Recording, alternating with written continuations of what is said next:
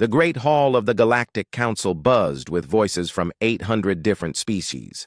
Translators hummed softly as beings of all shapes and sizes discussed trade deals and border disputes. The massive dome above them showed the real-time map of known space, with colored sectors marking each species' territory. Ambassador Quan Minho adjusted his breathing mask and studied the holographic display. As a representative of the Velthari Coalition, he had seen this map thousands of times. But today, something caught his attention that he had never really noticed before. There was a large gray area on the eastern edge of the galaxy. It was marked simply as human territory in small, faded letters. Minho frowned.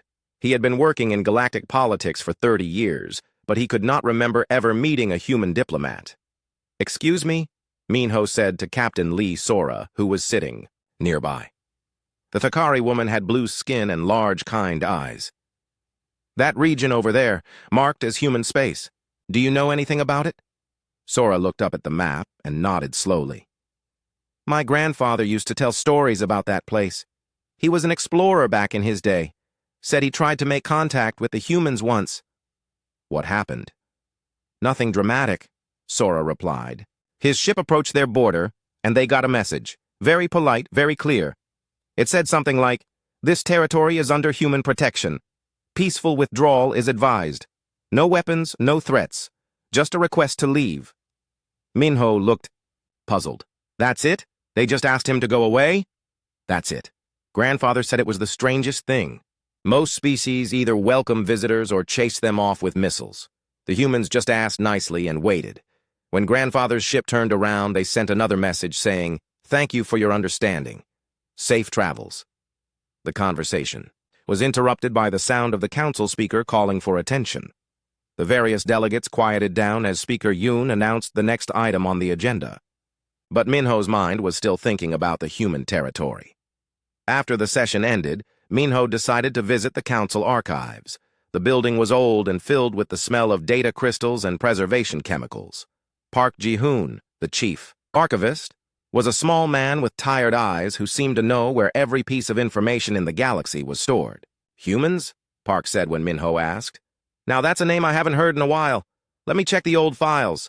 Park led Minho deep into the archives, past rows of glowing storage units. Finally, he stopped at a section marked with very old dating codes. "Here we are," Park said, pulling out a data crystal that looked ancient. "The human files. Most people have forgotten they exist." As Park loaded the crystal into a reader, images began to appear on the screen. Minho saw pictures of beings that looked remarkably similar to several species he knew, but with subtle differences. They had 2 arms, 2 legs, and faces that were somehow both familiar and alien. "The humans were actually some of the first species we made contact with," Park explained. "This was about 400 years ago. They participated in early galactic politics for a brief time. The screen showed records of trade agreements and diplomatic meetings. Minho could see humans sitting at negotiation tables, shaking hands with other species, signing treaties. They seemed perfectly normal." "What happened to them?" Minho asked. Park scrolled through more files. "It's all here in the final diplomatic record. Their last ambassador was a man named Kim Tae-won. Very polite fellow, according to the notes. One day he came to the council and made an announcement. Park found the record and read it aloud. Ambassador Kim Tae-won stated, "My people thank the Galactic Council for the opportunity to participate in these proceedings. However, we have determined that we require time to prepare for full galactic citizenship. We will withdraw to our territory to focus on internal development. We will return when we are ready to contribute meaningfully to galactic civilization." "That's it?" Minho asked. "They just left?" "Just like that. They packed up their embassy, said goodbye to everyone, and went home." The council voted to respect their decision and mark their territory as off-limits until they chose to return. Minho studied the old pictures of humans. They looked so ordinary. "Have they given any sign that they're ready to return?" Park shook his head. "Nothing. Every few decades, someone suggests sending an expedition to check on them. But the vote always fails. Most species figure that if the humans wanted contact, they would reach out." "What do you think happened to them?" Minho asked. The old archivist shrugged. "Could be anything. Maybe they're still developing their society. Maybe they decided they prefer isolation. Maybe they're all gone, and their automated systems are still sending those polite messages. As Minho walked back to his office, he could not stop thinking about the humans. 400 years was a long time. Most species changed dramatically over such a period. Governments rose and fell, technologies advanced, cultures evolved. What had the humans been doing all this time? He decided to do some research of his own. Using his diplomatic access codes, Minho pulled up shipping records and exploration reports from the past few centuries. What he found was interesting. Every single ship that had approached human space in the last 400 years had reported the same experience, a polite message asking them to leave. No hostility, no aggression, just a simple request. And every ship had complied. But there was something else. Minho noticed that several exploration missions had reported strange readings near the human border. Energy signatures that did not match any known technology. Gravitational anomalies that appeared and disappeared without explanation. Objects moving at impossible speeds in the deep space around human territory. Most captains had written these off as sensor errors or natural phenomena. But Minho began to see a pattern. The readings always appeared when ships got too close to human space, and they always disappeared when the ships turned away. The next day, Minho brought his findings to Captain Lee Sora. The Thakari woman was known for her analytical mind and her experience with deep space exploration. "These energy readings," she said, studying Minho's data. "I've seen similar signatures before, but never this strong and never this organized." "What do you think they are?" Sora was quiet for a long moment. "If I had to guess, I would say they're scanning beams. Very advanced ones. The kind that could analyze a ship completely without the crew even knowing they were being watched." "The humans are scanning visitors?" "It would make sense," Sora said. "If you wanted to keep people away from your territory, you would want to know who was approaching and why. These readings suggest technology far more advanced than anything we use for border monitoring." Minho felt a chill run down his spine. "How much more advanced? Based on these numbers? Decades ahead of us, maybe centuries." That evening, Minho stood in his apartment looking out at the stars. Somewhere out there in that gray area marked on all the maps lived a species that had chosen isolation over contact. A species that politely but firmly kept the entire galaxy at arm's length. But the more he learned, the more questions he had. Why had the humans really withdrawn? What had they been doing for 400 years? And most importantly, what kind of technology did they possess that could keep an entire region of space secure with nothing more than polite requests? Minho made a decision. Tomorrow he would propose a new initiative to the council. It was time to seriously consider making contact with the humans again. 400 years was long enough to wait. But as he prepared for bed, Minho could not shake the feeling that he was missing something important. The humans had said they would return when they were ready to contribute meaningfully to galactic civilization. What if they had been contributing all along and nobody had noticed? Captain Yoon Haeun stared at the display screen in front of her with growing confusion. Her research vessel, the Starfinder, was stationed just outside human territory, conducting what should have been routine deep space surveys. But the readings her instruments were showing made no sense. "Dr. Choi, can you come look at this?" she called to her science officer. Dr. Choi Min-seok floated over in the low gravity of the ship's science bay. He was a thin man with careful eyes, who had spent his whole career studying energy patterns in space. When he saw the display, his face went pale. "These numbers can't be right," he said quietly. "That's what I thought. Run the scan again." Choi activated the sensors for a third time. The results were identical. Massive energy signatures were coming from deep inside human space. The readings suggested power generation on a scale that should have been impossible. "Captain," said Choi, "if these numbers are accurate, the humans are producing more energy than our entire home system generates, not just our planets, our actual star." Haeun felt her stomach tighten. Could it be natural? Phenomena?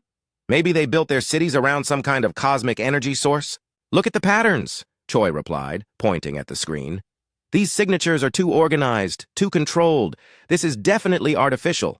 And Captain, there's something else." Choi switched the display to show movement patterns. Dozens, of small objects were moving through human space at incredible speeds. They traveled in perfect formations and made turns that should have torn apart any known spacecraft. "What are we looking at?" Hyun asked. "I think those are ships. But they're moving faster than anything in the galaxy. Our fastest vessels can barely reach 1% of the speed I'm measuring here." Young Officer Nam Soo-young had been listening from her position at the navigation console. She was new to deep space exploration but eager to prove herself. "Captain," Soo-young said, "shouldn't we move closer? If the humans have technology this advanced, the Council needs to know about it." Hyun was about to respond when every alarm on the ship began sounding at once. The crew rushed to their stations as the ship's AI activated without any command. "Warning," the AI announced in its calm, mechanical voice. "Advanced scanning detected. Recommend immediate withdrawal. Warning, advanced scanning detected." "What?" Hyun shouted over the alarms. "AI, explain the warning." "This vessel is being scanned by technology beyond current analysis capability. Recommend immediate withdrawal to ensure crew safety." Dr. Choi's hands flew over his instruments. "Captain, something is examining our ship. The scanning beams are incredibly sophisticated. They're analyzing everything, our hull composition, our power systems, even our biological signatures." "From where?" Hyun demanded. "I can't tell. The source is too well hidden." "But Captain, whoever is doing this knows more about our ship than we do. They're reading systems that aren't even connected to external sensors." Hyun made the decision quickly. "All hands, prepare for immediate departure. Soo-young, plot a course away from human territory, maximum speed." As the Starfinder turned and accelerated away from the human border, the scanning stopped immediately. The alarms fell silent, and the ship's AI returned to normal operations. "Well," said Dr. Choi, wiping sweat from his forehead, "I think we just learned why no one enters human territory." 2 days later, Hyun delivered her report to Admiral Kang Ji-won at Deep Space Command. The Admiral was an old warrior who had seen combat against pirates and hostile species across the galaxy. But as he read Hyun's findings, his expression grew increasingly troubled. "Captain, are you certain about these energy readings?" Admiral Kang asked. "Completely certain, sir. Dr. Choi has verified them multiple times. The humans have technology that exceeds anything we've ever encountered." Admiral Kang leaned back in his chair. "I've been in deep space for 40 years, Captain. I've seen mysterious readings before. Usually there's a simple explanation." "With respect, sir, there's nothing simple about this. The humans detected our passive sensors from an impossible distance. Our AI said their scanning technology was beyond our ability to analyze. And the energy production levels suggest they've mastered power generation that we're still centuries away from achieving." The Admiral was quiet for a long moment. Then he activated his computer and began searching through old files. "Captain, let me show you something. These are incident reports from the past 50 years. Every ship that has approached human space has filed similar reports to yours." The screen filled with dozens of documents. Hyun could see the pattern immediately. Research vessels, merchant ships, even military scouts, all had reported the same experience. Strange energy readings, advanced scanning, and the strong feeling that they were being watched by something far more sophisticated than they were. "Sir, why haven't these reports been investigated?" "Because," Admiral Kang said, "the humans have never shown hostility. They ask ships to leave, and the ships leave. No attacks, no threats, no diplomatic incidents. From a military perspective, they're the perfect neighbors." "But sir, what if they're planning something? Technology this advanced could be used for conquest." Admiral Kang pulled up another file. "That's what I thought too, Captain. So I started looking for signs of human expansion or military buildup. Do you know what I found?" Hyun shook her head. "Nothing. In 400 years, human territory has never expanded by even a single star system. They've never established colonies outside their borders, never sent military expeditions, never made territorial demands. If they're planning conquest, they're taking their time about it." The Admiral switched to a different screen showing trade records. "But here's what's really interesting. Look at these shipping manifests from border systems near human space." Hyun studied the data. "These colonies are receiving resources they never ordered. Rare metals, medical supplies, energy cells. Where are they coming from? No one knows. The supplies just appear on loading docks with notes saying they're gifts for struggling settlements. No payment requested, no political strings attached. It's been happening for decades. You think the humans are sending them? I can't prove it, but the timing is suspicious. Whenever a colony near human space faces a crisis, natural disaster, equipment failure, disease outbreak, mysterious aid, shipments start arriving within days. Haeyun felt her understanding of the situation changing. They're helping people. It looks that way. But Captain, here's what worries me. If the humans have technology this advanced, and they're using it to monitor galactic civilization, what exactly are they watching for? Before Haeyun could answer, Admiral Kang's communication system activated. A priority message was coming in from the Galactic Council. Admiral, came the urgent voice of Council Security. We need you to review some classified intelligence immediately. It's about the humans. Admiral Kang and Captain Haeyun exchanged glances. What kind of intelligence? The Admiral asked. Sir, we've just received reports that the Dreknari Empire is planning a military expedition into human territory. They're convinced the humans are weak because they've never shown aggression. The Dreknari think human space would be easy to conquer.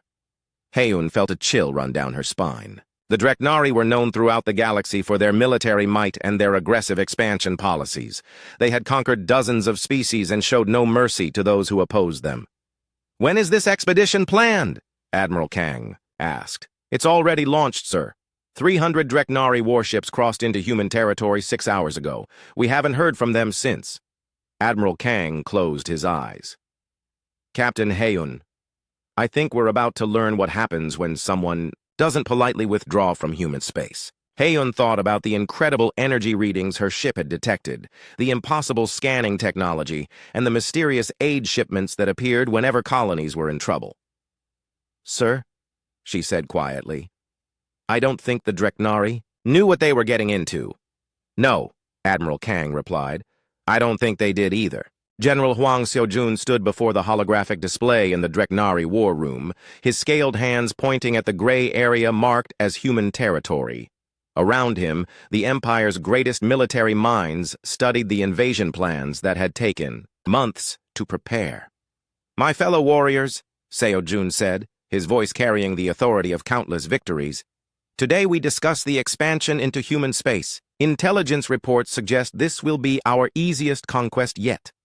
Admiral Im Yuna, commander of the Third Fleet, shifted in her seat. She was known for her careful planning and had conquered more systems than any other Dreknari officer.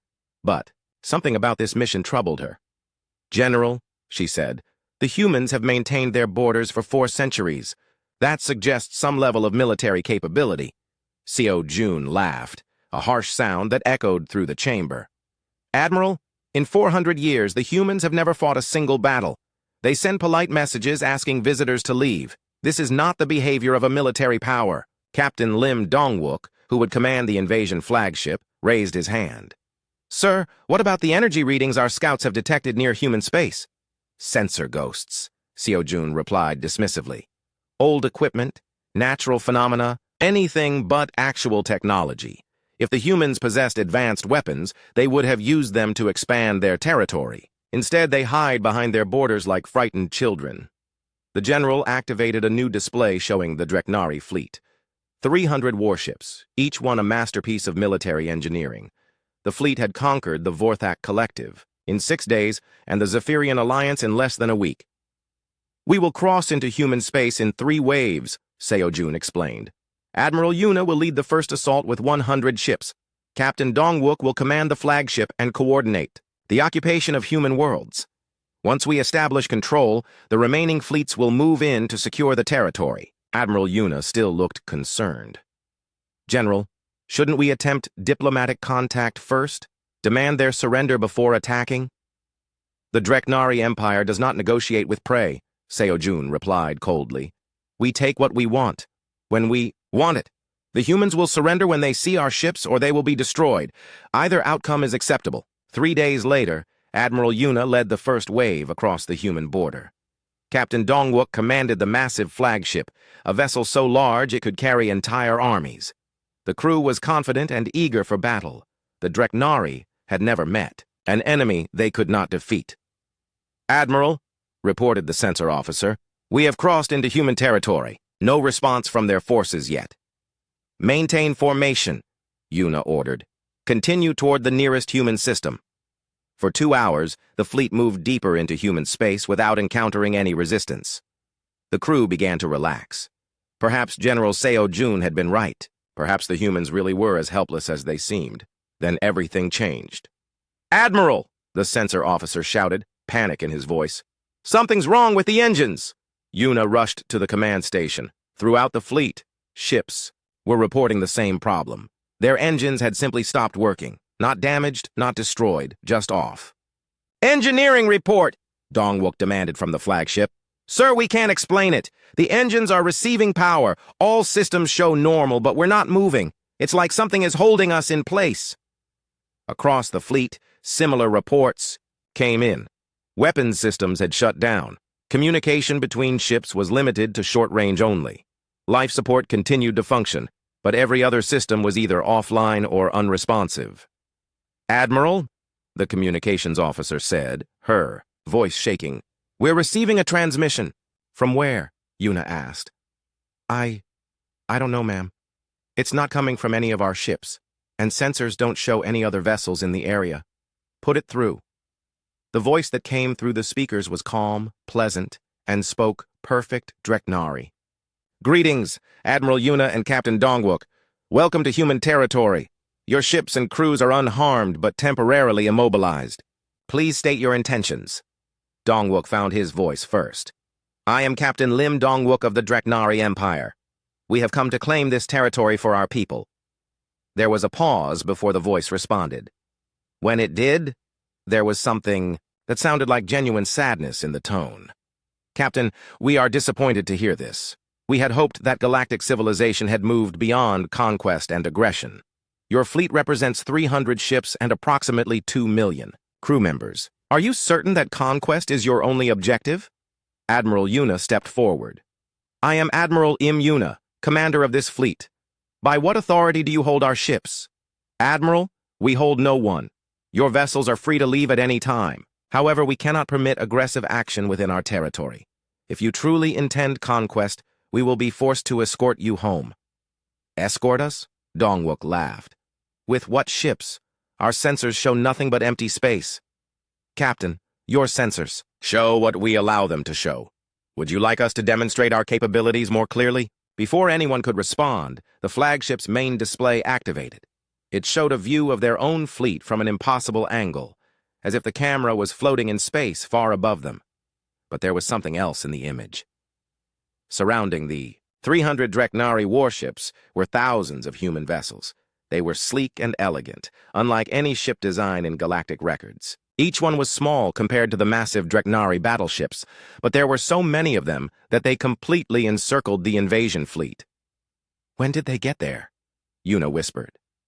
"We have been here all along," the voice replied, somehow, hearing her quiet words. "We prefer to remain hidden unless circumstances require visibility." Dongwook stared at the display. Even with his fleet immobilized, his warrior pride demanded defiance. "We are Dreknari. We do not surrender to anyone." "Captain," the voice said, and now it definitely sounded sad, "we are not asking for surrender. We are offering you safe passage home and the opportunity to reconsider your approach to galactic relations. And if we refuse, then we will take you home anyway, but we hope you will choose cooperation over coercion." Admiral Yuna looked at the impossible number of human ships surrounding her fleet. She had fought in dozens of battles, conquered countless enemies, but she had never faced an opponent who could disable her entire fleet without firing a shot. "What do you want from us?" she asked. "We want nothing, Admiral. We simply wish for all species to grow and prosper without destroying each other. There are far better ways to expand and develop than through conquest." Captain Dongwook felt his anger rising. "You dare lecture the Dreknari Empire about conquest? We have built the greatest military force in the galaxy. Captain, you have built an impressive force for fighting other species like yourselves. But consider this. We immobilized your entire fleet without harming a single crew member. If we had wanted to destroy you, would you still be here to have this conversation? The question hung in the air like a challenge. Dongwook realized that the human was right. If they had wanted to attack, the Dreknari fleet would already be debris floating in space. What happens now? Admiral Yuna asked. Now, you go home, the voice replied gently. Think about what you have learned here. When your people are ready to meet us as friends rather than conquerors, we will be happy to talk. And if we return with a larger fleet? Admiral, please, understand that the size of your fleet is not relevant to us. We hope that your people will choose a different path. But if not, we will continue to protect our territory and the peace of the galaxy. Suddenly, Captain Dongwook felt his ship moving. Again, all around him, the fleet was coming back to life. Engines activated, weapons came online, communications were restored, but they were not where they had been moments before. Admiral, the sensor officer reported in amazement, we're at the edge of Dreknari space. We're home. How is that possible? Yuna demanded. The human voice came through one last time. Safe travels, Admiral. We hope your next visit will be under better circumstances. As the communication ended, Admiral Yuna looked at the stars around her. They had traveled hundreds of light years in an instant. Every ship in the fleet was exactly where it should be. Every crew member was unharmed. Every system was functioning perfectly. Captain Dongwook stared at his instruments in shock. Admiral, what do we report to General Seojun? Yuna was quiet for a long moment. We report the truth, Captain. We encountered a species so advanced that our weapons are toys to them, and so peaceful that they sent us home safe instead of destroying us. The General won't believe it. Then maybe it's time the General learned that there are some fights the Dreknari Empire cannot win.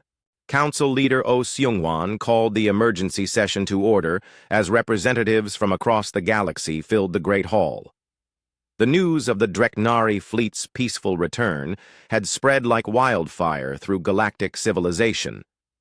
For the first time in 400 years, everyone was talking about the humans. Fellow delegates, Seung-wan announced, we are here to discuss the implications of recent events in human territory. Admiral Im Yuna of the Dreknari Empire has agreed to share her experience with the Council. Admiral Yuna stood before the assembly, her usual confidence replaced by something approaching humility.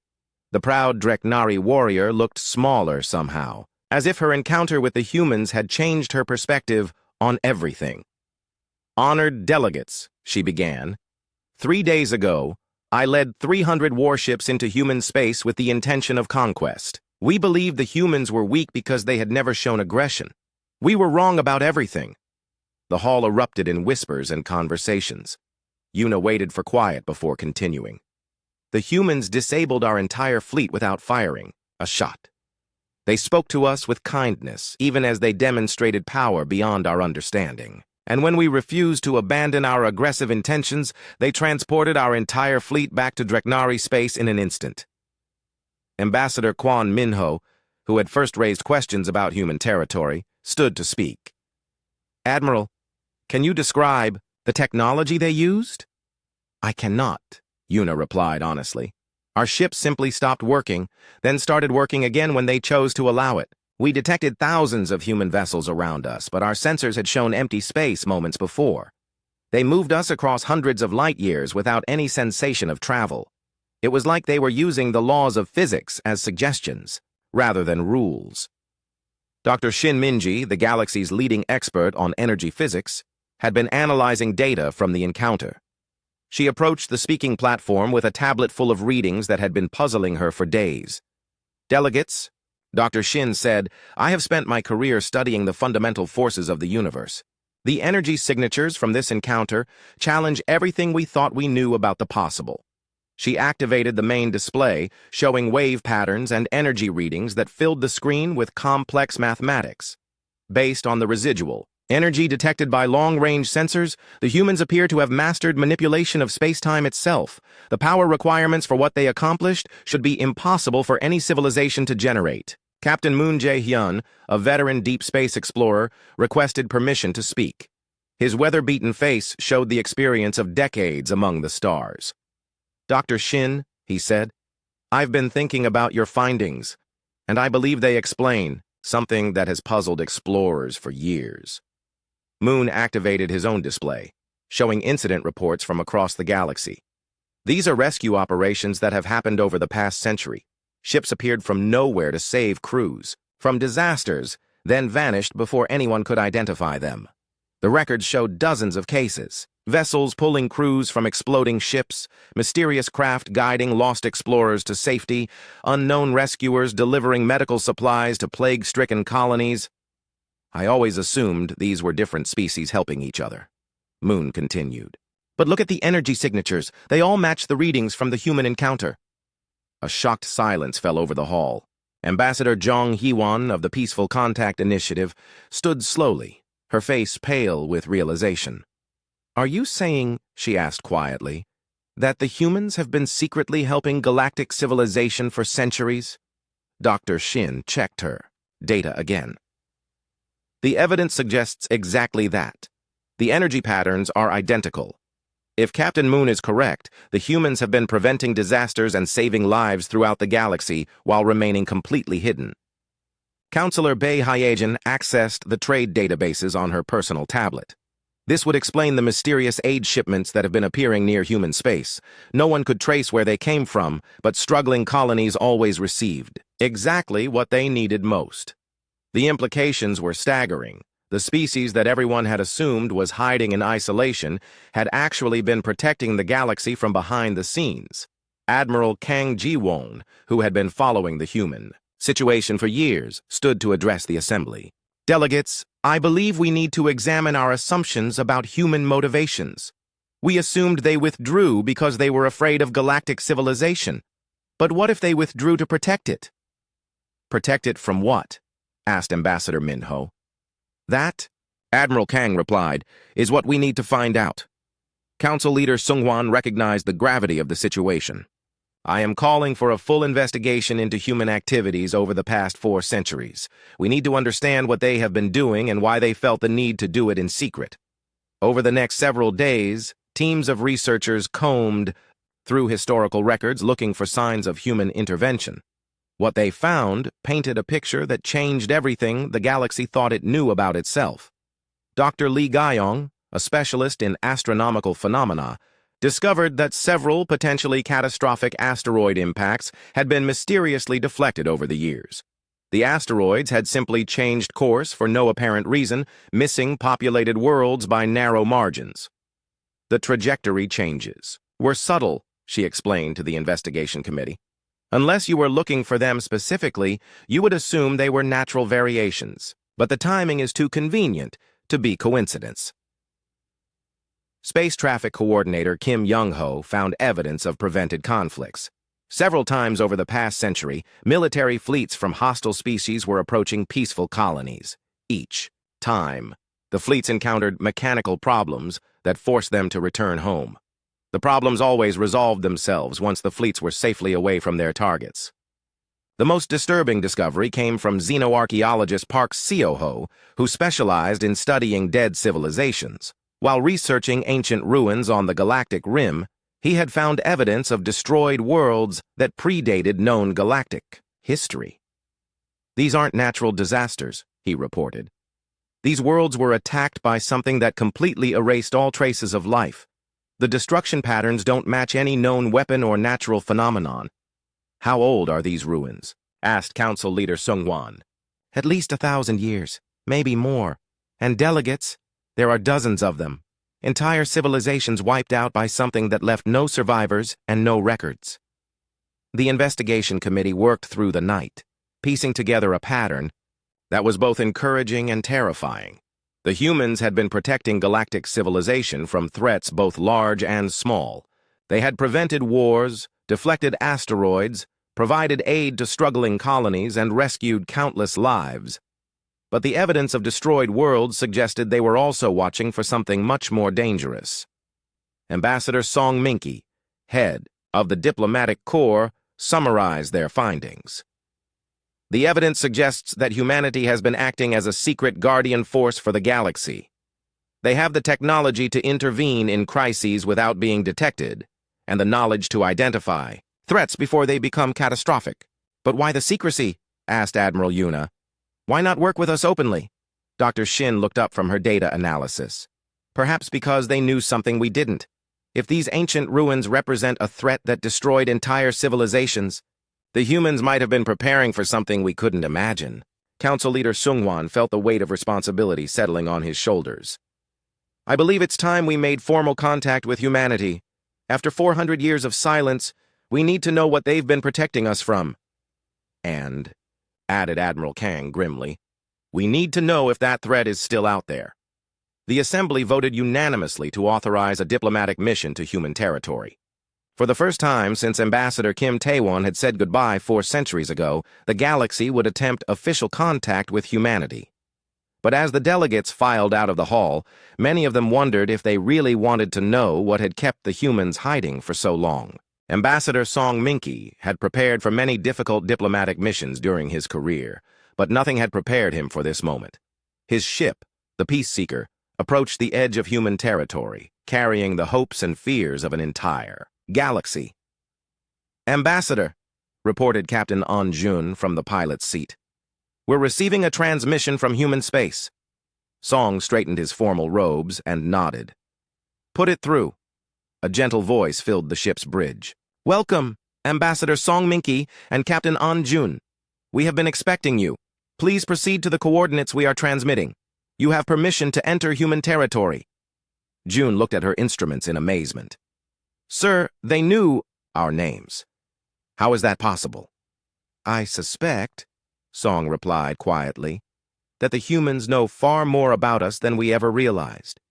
As the Peace Seeker crossed into human space, Song was prepared to see planets and space stations like those found throughout the galaxy. What he actually saw left him speechless. The border of human territory simply dissolved as they approached, like walking through a wall of mist. On the other side was a region of space that had been completely transformed. Instead of planets orbiting, their suns' massive artificial habitats floated in perfect formations. Each structure was beautiful beyond description, combining the best features of natural worlds with technology that seemed like art.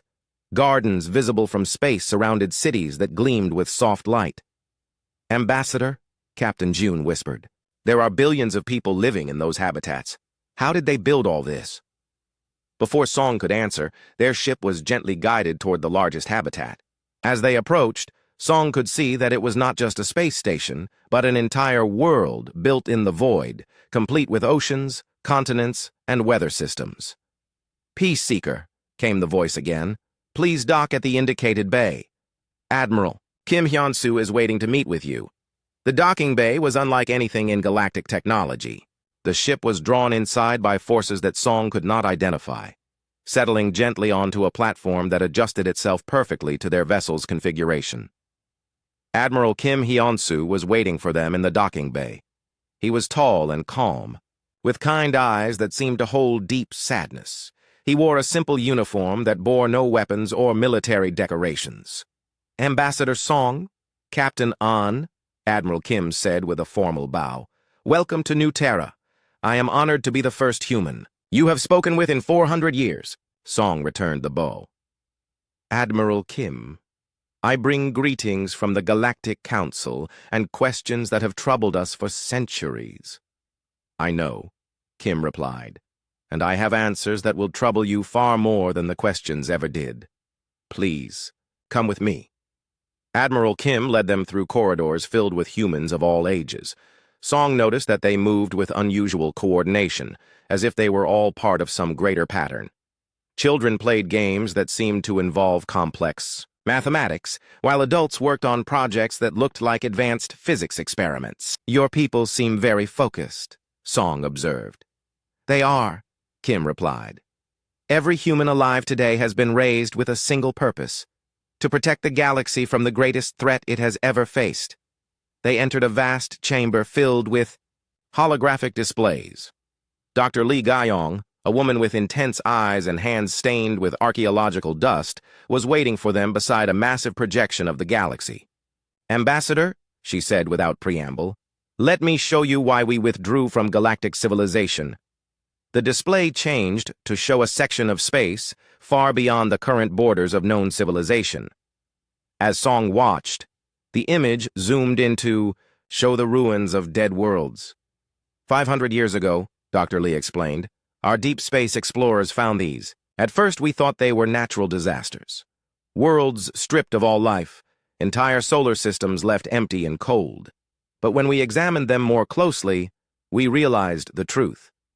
The display showed detailed scans of the ruined worlds. Song could see that they had once supported massive civilizations, cities that rivaled anything in the current galaxy, technology that must have been incredibly advanced.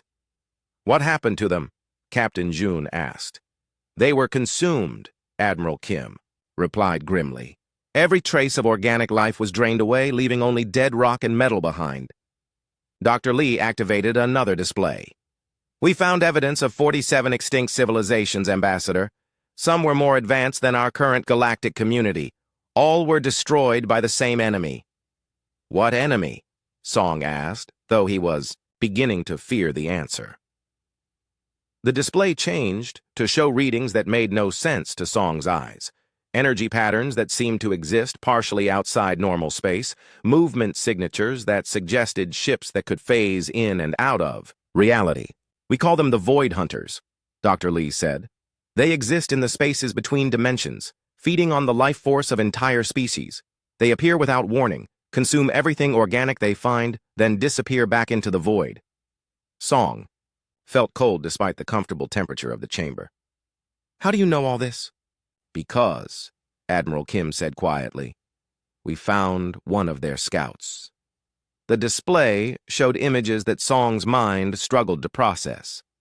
A ship that seemed to be made of crystallized darkness, with surfaces that hurt to look at directly. It was beautiful, and terrible at the same time. The scout had been damaged in some ancient battle and crashed on a dead world. Our scientists spent 50 years studying it. What we learned changed everything. Dr. Lee pulled up technical readouts that were far beyond Song's understanding. The Void Hunters don't just destroy civilizations randomly. They follow a pattern, harvesting species that have reached certain levels of development. And Ambassador, our galaxy is approaching that level. How can you be certain? Song asked. Because they're already here, Admiral Kim replied. Our deep space sensors have been tracking Void Hunter scouts for 200 years. They're studying us, learning our weaknesses, preparing for the harvest. Captain June found her voice. If this threat is real, why didn't you warn the galaxy? Admiral Kim's expression grew even sadder.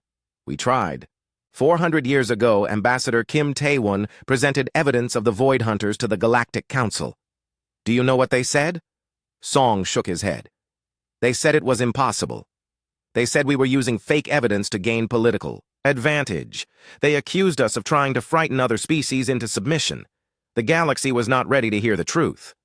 Dr. Lee activated a new display showing human space as it existed now. So we withdrew. We spent 4 centuries transforming our entire civilization into a defense force. Every human alive has been trained for the war that's coming. Song looked at the massive habitats surrounding them. All of this is for military defense? All of this, confirmed Admiral Kim, is for protecting not just humanity, but every species in the galaxy. We've developed weapons that can hurt the Void Hunters, ships that can follow them into their dimensional hiding places, and shields that can protect entire star systems. But why protect species that refuse to believe you? Admiral Kim smiled for the first time since they had met. Because that's what civilized people do, Ambassador. We protect those who cannot protect themselves, even if they don't understand the danger.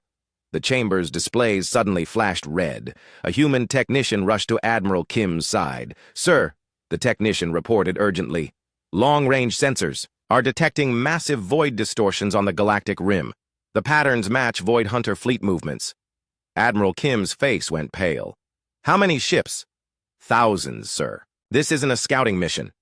This is the Harvest Fleet. Song felt the universe shifting around him. Everything he thought he knew about galactic civilization, about humanity, about the future itself, was changing. Admiral, he said quietly, what happens now? Kim looked at the displays showing the approaching threat, then back at Song. Now, Ambassador, you return to the Council and tell them the truth. The galaxy has perhaps 6 months before the Void Hunters arrive in force. And then? Then we discover whether 400 years of preparation was enough to save everyone we've sworn to protect. Dr. Lee was already coordinating with other human scientists, preparing battle plans that Song couldn't begin to understand. Around them, the massive human space habitats were quietly transforming into fortress worlds. Ambassador, Admiral Kim, said, "When you return to the Council, tell them this. Humanity never abandoned the galaxy. We've been getting ready to save it." The emergency session of the Galactic Council had been running for 3 days straight. Ambassador Song Minky's report had shattered everything the galaxy thought it knew about its place in the universe. Representatives from 847 species sat in stunned silence as Admiral Ryu Tae-hyung, Supreme Commander of Human Defense Forces, presented the truth about what was coming. "Delegates," Admiral Ryu said, his voice carrying the weight of 4 centuries of preparation, "the Void Hunter fleet will reach the outer rim of our galaxy in approximately 4 months. Based on their previous harvest patterns, they will systematically consume every world containing organic life."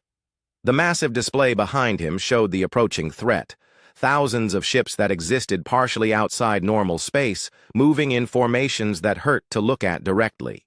Each vessel was the size of a small moon, and they moved with purpose that suggested intelligence beyond galactic understanding.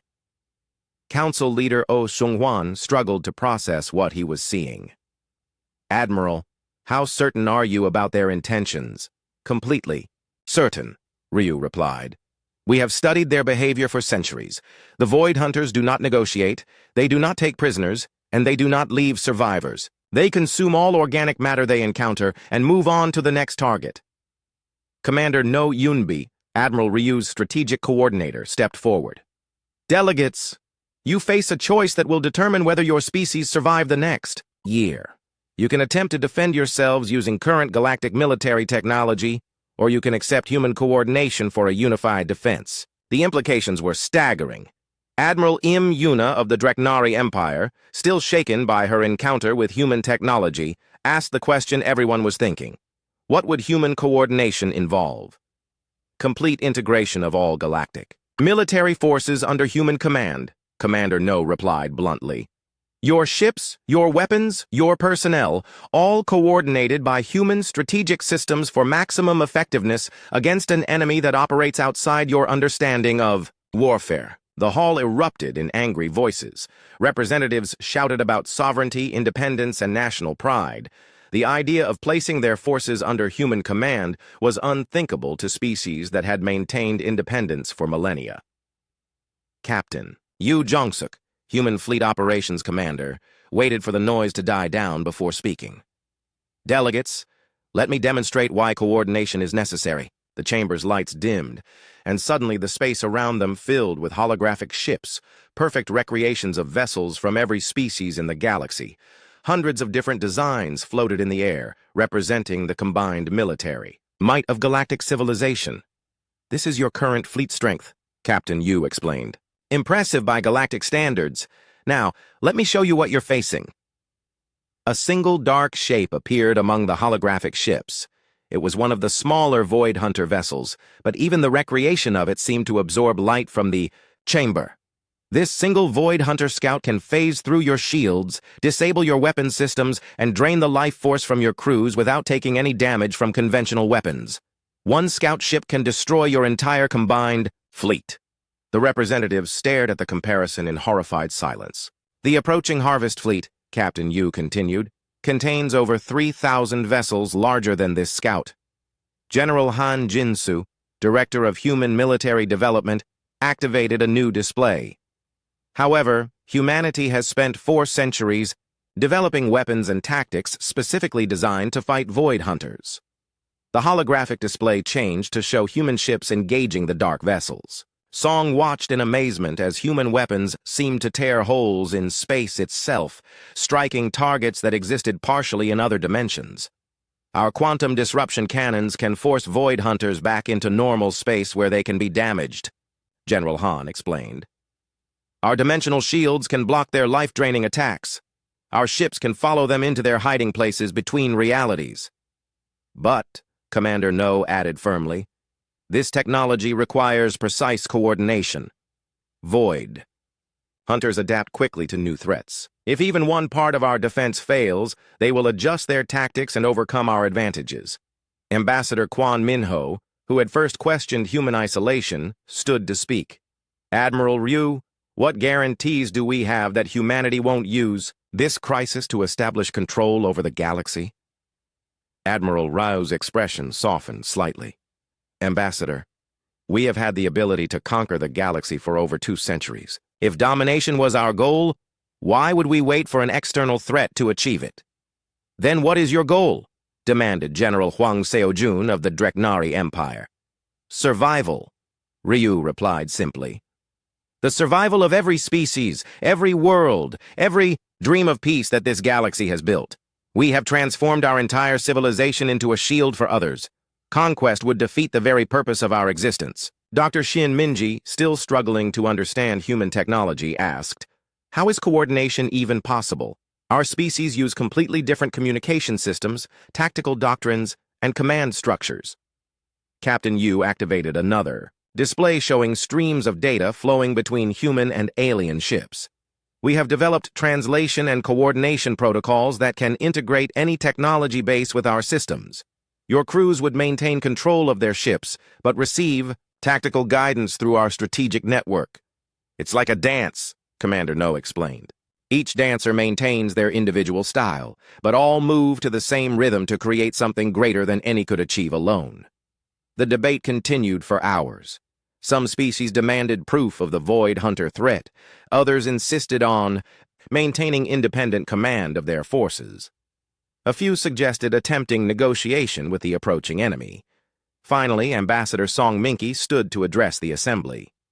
Fellow delegates, I have seen human space with my own eyes. I have witnessed technology that makes our greatest achievements look primitive. But more importantly, I have seen a species that chose to spend 400 years preparing to protect people who didn't even believe they existed.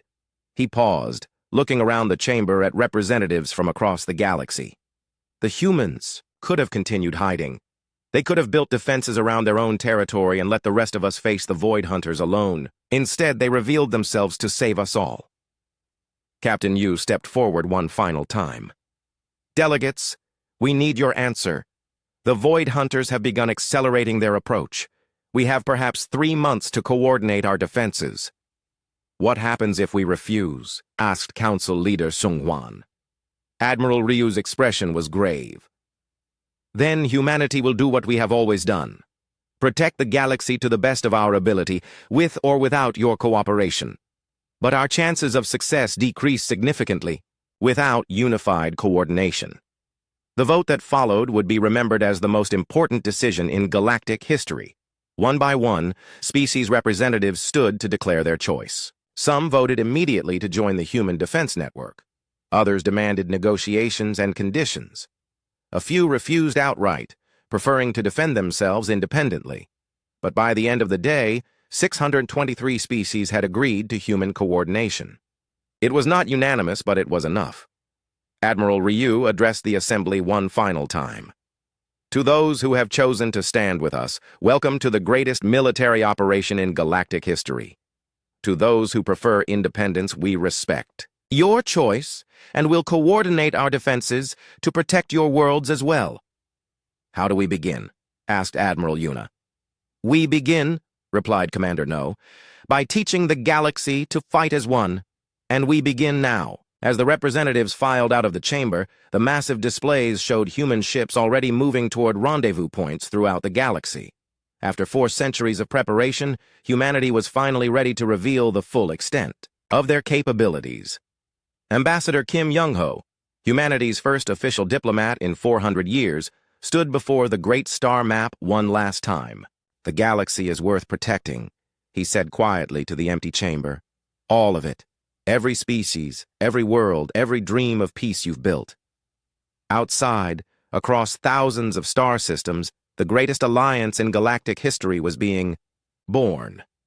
Human ships moved alongside alien vessels, sharing technology that had been developed in secret for centuries. The dance of coordination was beginning, and in the dark spaces between dimensions, the Void Hunters continued their approach. unaware that this time their prey was ready to fight back.